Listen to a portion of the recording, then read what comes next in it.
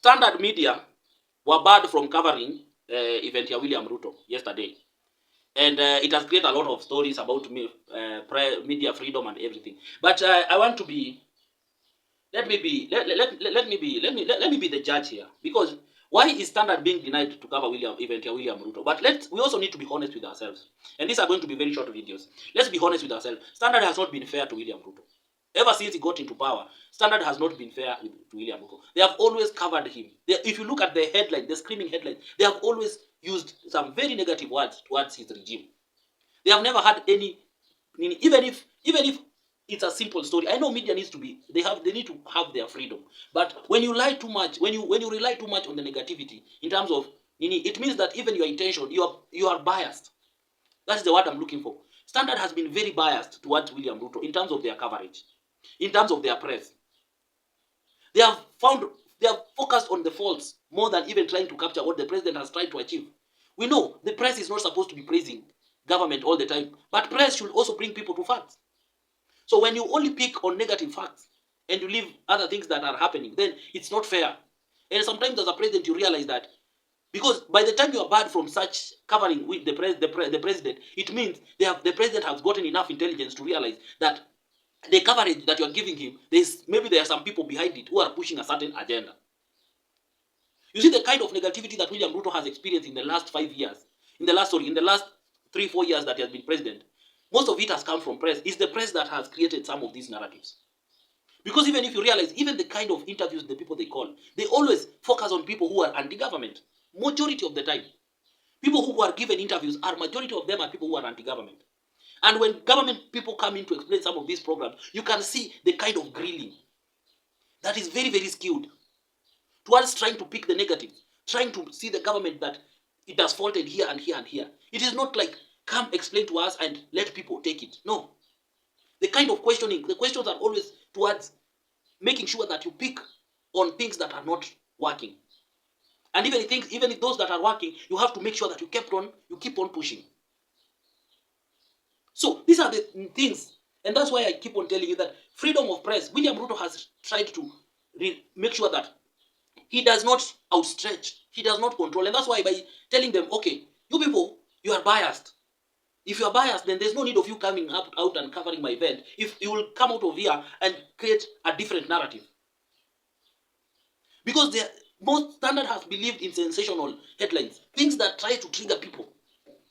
You can see all the headlines that have been there about William Ruto. And surprisingly, he has not even acted. He has left them have their free right. In fact, sometimes he even explains that there's some media houses that every time they talk about him, they always focus on the negative. And it shows you that there are powerful people behind, because we know the people who are behind this media house. So these powerful people are the ones who are controlling narrative. You must let us admit and let us tell each other the truth. There are people who never thought William Ruto could be president because he was an outsider. He came from nobody. Nobody knew him.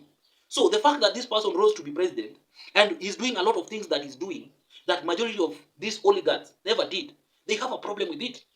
Because if they let him continue doing this thing and he gets a good PR out of it, then there are chances of them ever coming back to power again is next to zero, because Kenyans will have seen.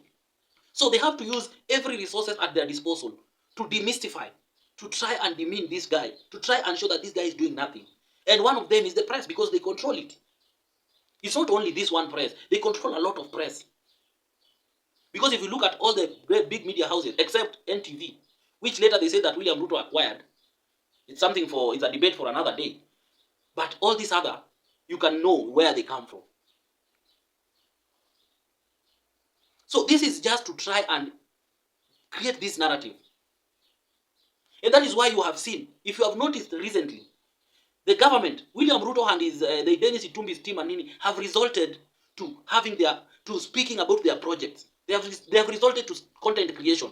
If you look at State House, if you look at their sites, they have social media handles and social media pages. They have become like it's an alternative press for them, whereby they showcase government projects, they do a lot of things, they do very nice reels, very nice videos, they have very good engagement, and people are able to see some of these things that mainstream media cannot show you. They cannot show you. So it has forced Ruto's government to go into content creation, to use the platforms that are available within their disposal to show government what government is doing.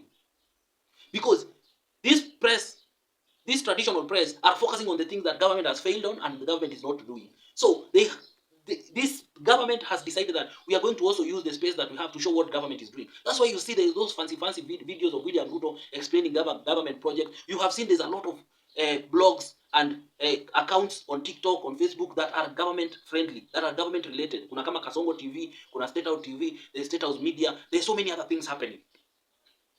And you can see, even if you have attended one of the William Ruto's events, I attended one, you can see how William Ruto is so, whenever he goes into an event, he wants these small people who have decided to go into online media, and anawapatia a lot of attention, anawapatia a lot of, utasikia, I was in an event and he said, anyone who has a camera, na ana nini, awachwe akae hapo karibu. So unakaa hapa, you have your small online TV, umejitengenezea on TikTok, on Facebook, on YouTube, na umesimama kando na mtu wa NTV. So as he's covering wewe pia unakava. You get?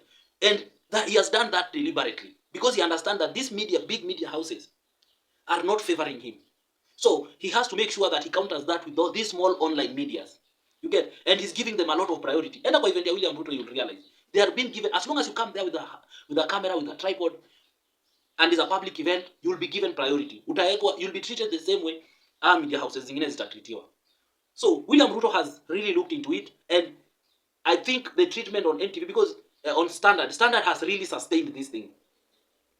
So I think maybe he felt like there's no need if all the time you're going to be biased towards me. It's in human nature to feel like if you're not treating me well, then why are you coming to my space? If all the time you come here to pick what is negative and you don't highlight the things that even I've done, then it is in human nature to say then it's okay, don't come. Is it fair? No, it is not fair. Is this fair what William Ruto did? No, it is not. But sometimes as a human being, sometimes we forget that at the end of the day, William Ruto is a human being. Sometimes he's bound to feel a particular way and he can act in a particular way. But I don't think that is so much. I think NTV, Standard here, they should reevaluate themselves and ask themselves, do we really want to be believed? And for us to be believed, we need to be fair. We need to treat everyone fairly. You get? If we are going to speak about where government has failed, let us also say where government has succeeded. Let us be fair.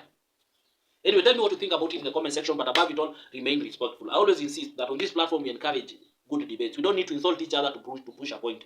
Thank you. And if you want to support this platform, number 1 is by subscribing. Number 2 is by using the numbers here to do whatever you feel like you need to do. I will really appreciate it. Thank you. Until next time, bye-bye. The African